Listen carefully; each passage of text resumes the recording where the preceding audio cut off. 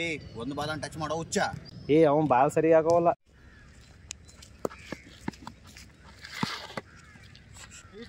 ಬಾ ಸರ್ಕಾರ ಔಟ ಈ ಕಡೆ ಬಾ, ನಾನು ಆಡ್ ತೋರಿಸ್ನು.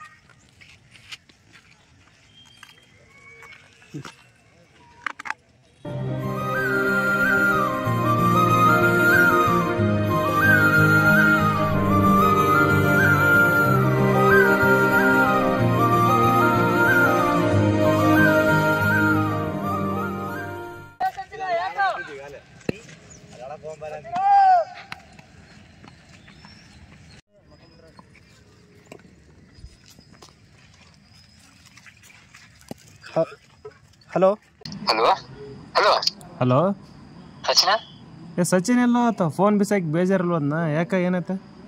ಅದು ಲವ್ ಮಾಡ್ತಿದ್ನಲ್ಲ ಹುಡುಗಿ ಸೂಸೈಡ್ ಮಾಡ್ಕೊಂಡ್ಬಿಟ್ಟಾಳ. ಹೌದಾ? ಯಾಕೆ ಏನೈತೆ? ಅವರು ಲವ್ ಮ್ಯಾಟ್ರು ಅವ್ರ ಮನೇಲಿ ಗೊತ್ತಾಗ್ಬಿಡ್ತಾ. ಅವರು ಬೇರೆ ಜಾತಿ ಇವನು ಬೇರೆ ಜಾತಿ.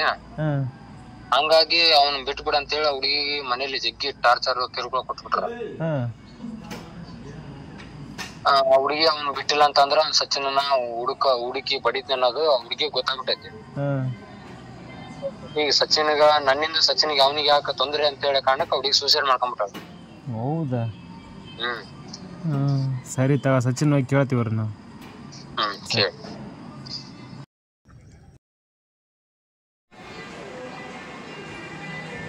ಏನೋ ಬರೀಕೊಂಡಿಯಲ್ಲ, ಇದು ಒಂದು ಕವಿತೆ ಎದ್ರ ಬಗ್ಗೆ ಅಂದ್ರೆ, ಒಂದು ಹುಡುಗ ಒಂದು ಹುಡುಗಿನ ಪ್ರೀತಿ ಮಾಡ್ತಾ ಇರ್ತಾನೆ. ಅವ್ರ ಜಾತಿ ಸಮಸ್ಯೆಯಿಂದ ಆ ಹುಡುಗಿ ತೀರ್ಕೊಂಡ್ಬಿಡ್ತಾನೆ. ಆ ಹುಡುಗಿ ಸತ್ತೋದ್ಮೇಲೆ ಆ ಹುಡುಗನ ನೋವು ಏನಂತ ಹೇಳೋ ಕವಿತೆ ಅದು ಹೇಳ್ತೀನಿ ಕೇಳ. ಹೃದಯದಲ್ಲಿ ಅಡಗಿದ ಪ್ರೀತಿಯ ಗಮನಿಸಿದ ದೇವತೆ, ಅದ ಹೊರತೆಗೆದು ಮಾಯವಾದಳು ನೋಡಲು ನನ್ನೀವತೆ.